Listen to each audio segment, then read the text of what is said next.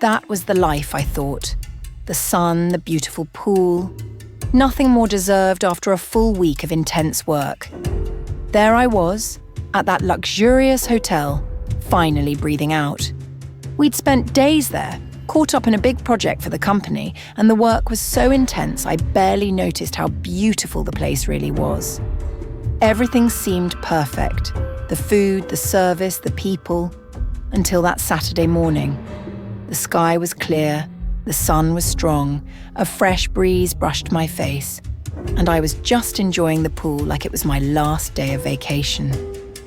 Actually, it was. Sunday morning, I'd be going home. I video called my husband and daughter. They told me they missed me so much. And me? Well, I couldn't stand being away from them any longer. Then something strange happened. In the middle of that wide open sky, a giant cloud appeared out of nowhere. The weather changed in a snap. The warm breeze turned cold. I thought, it's going to rain for sure. Everyone stayed in the pool, except me. I decided to get out since the weather had changed and headed up to my room on the 13th floor. As soon as I entered the hotel lobby, I felt a weight on my body, a heaviness in the air, a little ache in my joints. I thought, this weather change is going to get me sick. I went to the elevator. It was way too quiet. Strange, because that lobby was usually busy with people coming and going. I pressed the button. When the elevator arrived, something felt off. It was the same elevator, but it wasn't. The decor was different, darker, older, like it was from another time. But I told myself, it must be some themed party going on. I stepped inside. That's when the tightness hit my chest, a weight that made no sense. It must be homesickness, I thought. I think I'm going home today. The doors closed, and little did I know. That would be the worst trip of my life, and maybe the longest. The familiar sound of the elevator doors closing made a sharp metallic click, but something about that sound was wrong. It echoed strangely, muffled, as if heard underwater. I took a step back, leaning against the padded wall, still damp from the pool water. The panel lights came on. 1 dot, dot, dot, 2 dots, 3 dots, but they didn't blink like before. Each number took too long to change, and when it did, I felt it in my body, as if the floor wasn't just a number, but a layer I was crossing. Layers deeper and deeper, thicker and thicker. The motor's hum pulling the elevator up wasn't the same either. It was a low, distant buzzing that seemed to come from everywhere, and nowhere at once. My hands started sweating cold, even though my body was still warm from the pool. A chill ran down my spine, cold and sticky, as if something invisible had touched the back of my neck. The lights inside flickered for a second. I was sure. It wasn't a blackout. It was like the bulbs were breathing, pulsating, like they were alive. The flicker followed a pattern, not random, like a frequency. I squeezed my eyes shut and took a deep breath. You're just tired, wanting to go home, wanting to see your daughter. It's homesickness, that's all. Tiredness and longing. But even as I repeated that, I felt deep in my gut. Something had changed. I kept watching the digital panel. It reached the 7th floor and stopped. The elevator trembled. It didn't stop completely, Sajjay. It hesitated, as if it was deciding whether to let me continue. The next floor took over 30 seconds to show. From then on, the air inside the elevator changed. Colder, heavier. Not air conditioning. It was dense. Each breath felt harder, like I was inhaling invisible fog. I closed my eyes for a moment to calm down. When I opened them again, the buttons were different. The letters were upside down. I thought it was my mind playing tricks. Blinked hard, got closer, touched the panel. Nothing physically changed, but the feeling stayed. This elevator wasn't taking me up a regular building. It was taking me somewhere, not from here. From 8 to 9, another minute. From 9 to 10. The walls looked darker. I glanced at my reflection in the mirrored door, and for a second my eyes didn't move with me. It was like my reflection hesitated, as if deciding whether to imitate me or not. I stepped back, swallowing hard. Then, ding, floor 13. The door opened slowly, creaking in a way it never had before. What I saw wasn't the floor I knew. It was the same hallway, the same dimensions, the same doors. But everything was wrong. The carpet, once beige, was now a dark red, stained in places. The ceiling lights were dimmer, yellowish, some flickering with a subtle rhythm that made time feel like it wasn't flowing right. The smell had changed too. It used to be the hotel smell: air conditioning, disinfectant, clean carpet. Now it was rust and old mold. A damp, forgotten smell. A smell that shouldn't exist in a luxury hotel. And the silence, so thick it hurt my ears. I stepped out of the elevator hesitantly, heart pounding. I tried to think rationally. Maybe it was a themed hotel wing, a joke. Maybe I was overreacting. But then, the elevator door shut behind me by itself. No noise, no warning. The door simply slid closed and vanished. Literally. When I turned, the elevator was gone, just a continuous wall, like it had never been there. Right then, in that instant, I knew without knowing how or why. I wasn't in the same place anymore. I wanted to run, to scream, to take the stairs down.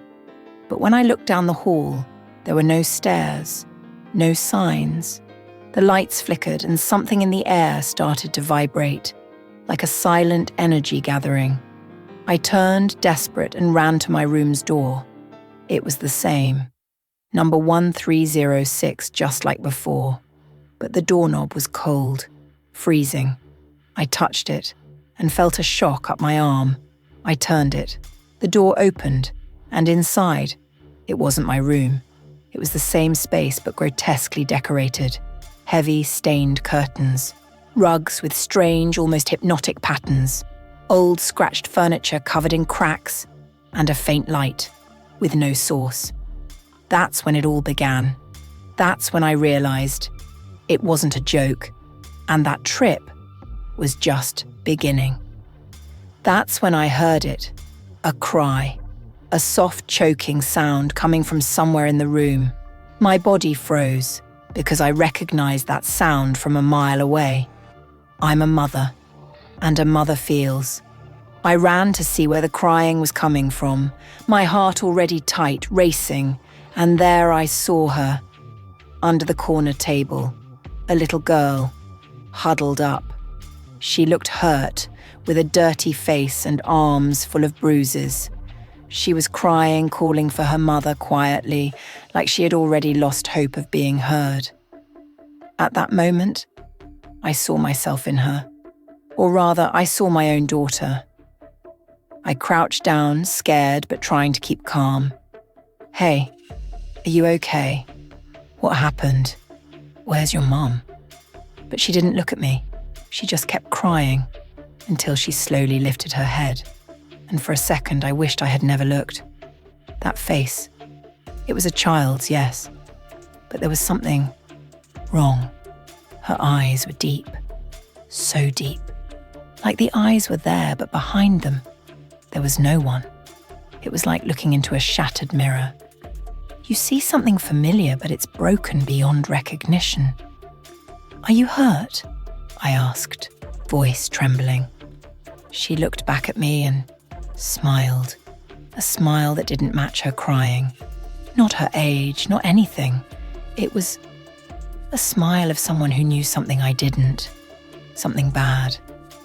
"You shouldn't be here," she said softly. "They don't like people like you." My stomach twisted. Who? Who doesn't like? But she just pointed at the door. A door that, until then, hadn't existed in that room. Thin, dark, with an old iron doorknob. And it seemed to breathe, like it was alive. I turned instinctively, and when I looked back at the girl, she was gone. Under the table, in the room, nowhere. Vanished, like she had never been there. I ran to the door, called for help, called reception again. Nothing. No sound, no voice, no answer. I tried to open the door she pointed at. Locked. I went back to the room trying to make sense of it all, but something inside me already knew. I wasn't at the hotel anymore. Well, I was. But not that hotel. Not the one with the pool, the sun, the happy people taking selfies at breakfast. This place was different. And the scariest part? I hadn't noticed the exact moment everything changed. It was just one elevator ride, one button pressed, one silent corridor. And that was it. I was somewhere else. I sat on the bed, trying to breathe deeply, trying to find logic, but everything around me seemed to mock my effort. The room's decor felt alive. The furniture seemed a little bigger than before. Or maybe I was smaller. I didn't know anymore. The walls were damp with stains that looked like hands, as if someone had tried to get out, but couldn't. The TV turned on by itself, static, loud noise, no picture. Then a sound like music, but twisted, like someone trying to sing with their mouth sewn shut. The voice cracked, hissed, spoke words in a language I couldn't understand, but that hurt my ears. I turned it off, or tried to. The remote was gone. I unplugged the TV. It went dark. Then, without a pause, the phone rang. A sharp, direct, violent ring. Each chime felt like a punch in the chest. I grabbed the handset with shaking hands. "Did you request room service?" a hoarse voice asked. "What?" I tried to understand. "Someone is coming. Please stay in your room." "No, wait. I just wanted..." Click. The call ended. I took a deep breath, grabbed my bag. I was going to leave. Even if I had to walk down 13 flights of stairs, I opened the door. And instead of the hallway, a completely different corridor appeared. It looked older. The walls were covered in torn wallpaper, full of symbols I had never seen. There was fog, thick mist flooding the floor. The carpet was wet, with footprints leading right to my door. And then, at the end of the hallway, a figure, tall, still, motionless, wearing something like an old hotel staff uniform. But the face was smooth. No eyes, no mouth, no features. It started walking, slowly, toward me. I slammed the door shut and locked it, pressed my back against the wood, panting. Outside, footsteps, slow steps. It stopped at the door. I heard breathing. Even without a mouth, I heard it. A wet, heavy sound, like it was breathing with lungs full of water. And then, 3 knocks. Dry. The door shook. Then, silence. When I dared to peek through the peephole, no one was there. But on the glass, a symbol, drawn in something dark. It looked like an eye, and it was watching me. Then, the phone rang again. This time, when I answered, the voice was familiar. "Mommy, are you coming to get me?" That voice, it was my daughter's. But I knew. Something inside me screamed. It wasn't her. It was too perfect. The tone, the way she said "mommy," the pause between the words, everything matched. But it wasn't real. I didn't answer. I just held the phone to my ear, unable to speak. Then, from the other side, the voice whispered again, softer this time. "Are you coming? To get me?" I slammed the phone down. It fell from my trembling hands, hitting the floor with a sharp crack. I had to get out of there. The air grew heavier. It felt like the room was suffocating me, the walls inching closer, millimetre by millimetre. I grabbed my bag and ran to the door. But just before I could touch the handle, it opened by itself, slowly, silently, sliding open like it was pulled by an unseen force. Outside, the same distorted hallway, but darker now. The lights flickering like candles ready to go out, the fog thicker. At the end of the corridor, a new door, different from all the others, bigger, dark wood, with a number nailed above it, 1313, repeated, as if the number shouted, "You shouldn't be here." Still, I went. Each step on the wet carpet made a strange sound, not cloth soaking, but flesh, as if I were stepping on something alive. I reached the door. The number seemed to vibrate as if heat radiated from it. I felt the cold handle in my hand. I turned it, a sharp click. The door creaked open with a deep groan, like a sigh from something ancient. Inside, it wasn't a room. It was a vast lobby, dark, and in the centre, a reception desk. Behind it, a man stood, motionless, wearing an old dusty suit, his face hidden behind a mask. Not a normal mask, a hollow frame where a face should be, 2 vertical slits for eyes, a circle where a mouth should be, and inside, pure darkness. He didn't move, but I felt him watching me. I stepped into the lobby. The lights flickered on, one by one, as if lighting my path. On the floor, a dark carpet stained with something like old ink or blood. To the right, a giant wall clock stuck at 1 p.m, the pendulum swinging. To the left, a mirror, but not my reflection. There was me, but different.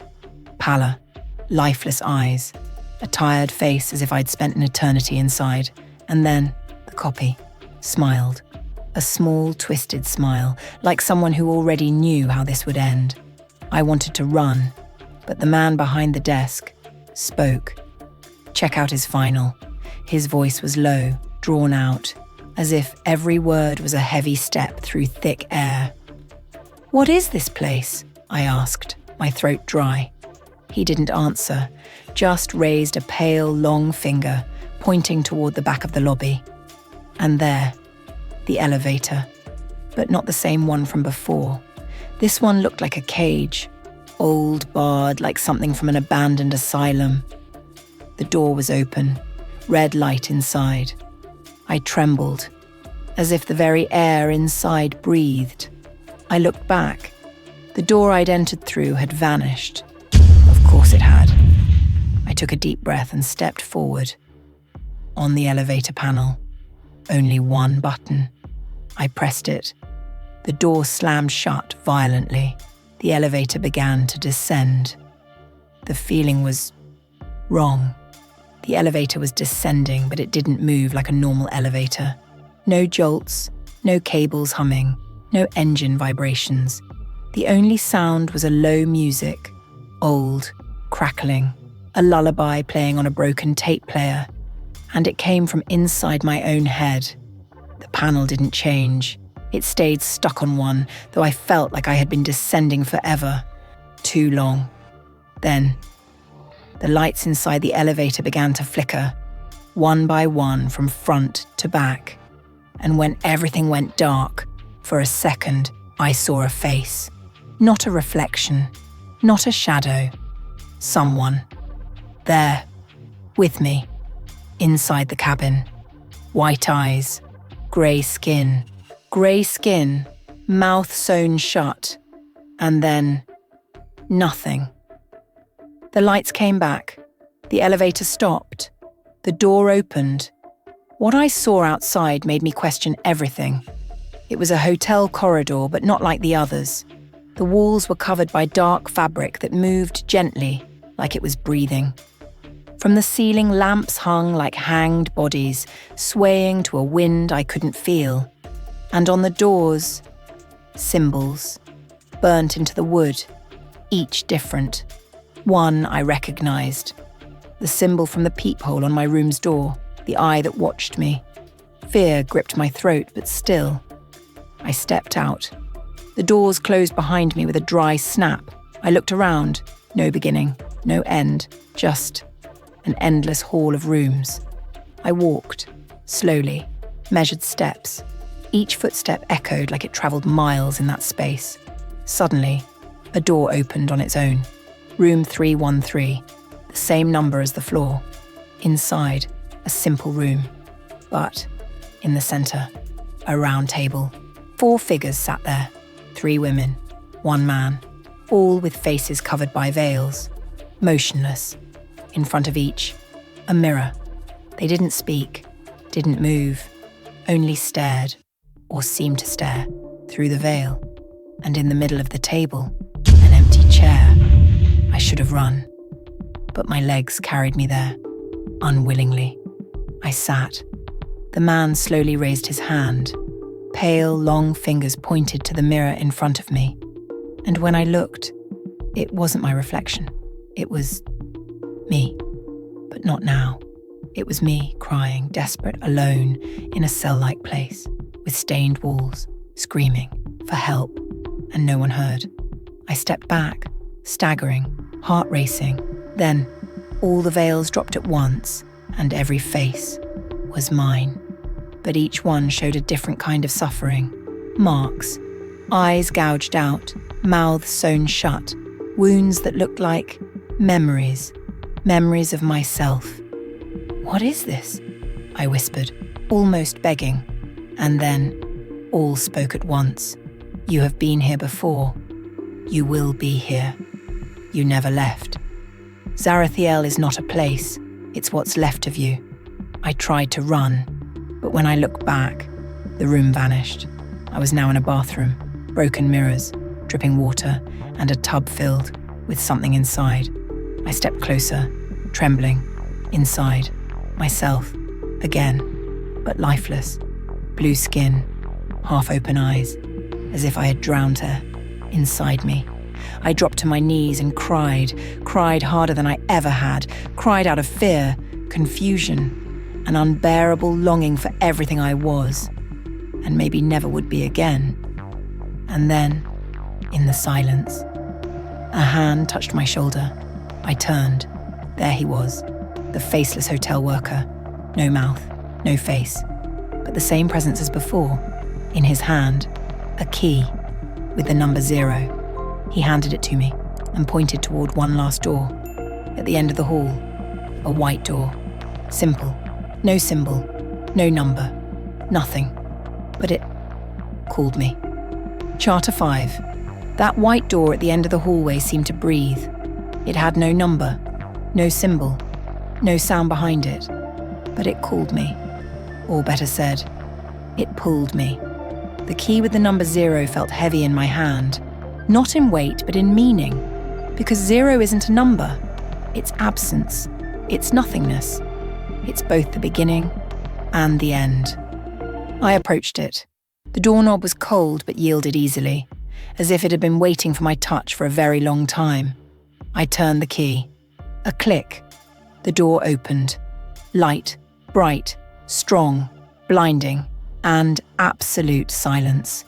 I took my first step through it. It felt like crossing a membrane, like coming up from underwater.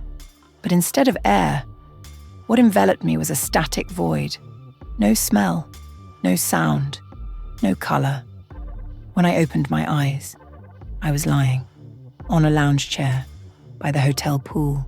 Clear sky, warm sun, people around laughing, taking selfies, as if nothing had happened, as if none of it had been real. For a moment, I wanted to believe, to breathe deeply and accept it was all a delirium, a breakdown, an emotional collapse. I grabbed my phone from the chair, battery full, messages from my daughter. "I love you, Mom." A photo of her smiling. Tears streamed uncontrollably. I stood up unsteady, passed through the lobby. The staff smiled. The background music played something light, almost cheesy. I entered the elevator, looked at the panel, normal buttons, but the reflection in the elevator mirror was not normal. I blinked half a second later, a slight delay, as if my body and reflection were no longer synchronized. I arrived at the room, opened the door. Everything as before. Same smell, same place. But the phone wouldn't stop ringing. 3 rings, then silence. 5 minutes later, 3 more. When I answered, nothing, just static. Later, while packing my bag, I found something that wasn't mine. An old keychain with a number engraved, 13. And I knew that floor never existed. But now, it existed inside me. I spent the night awake. By the window, I looked at the city lights, and I saw, in the glass reflection, someone standing behind me. But when I turned, there was no one. Only the sound of an elevator descending, even though no one called it. Since I came back, everything seems the same. But nothing is the same. People greet me but take a moment to remember my name. Some friends look at me as if they're seeing someone else. My daughter whispered once that my voice sounds different. I try to smile, try to live, try to pretend. But sometimes, the mirror falters. My reflection smiles before I do. Sometimes I hear a soft cry coming from under the bed. Sometimes I see room 313 reflected on surfaces where it shouldn't be. And at night, I dream of the elevator, going down, going down, going down. And down there it waits for me, the faceless attendant, with a new key in his hand. And I know one day he will ring my doorbell and say, "Your reservation is ready, ma'am." If you've ever had a similar experience or felt something like this, leave your story in the comments.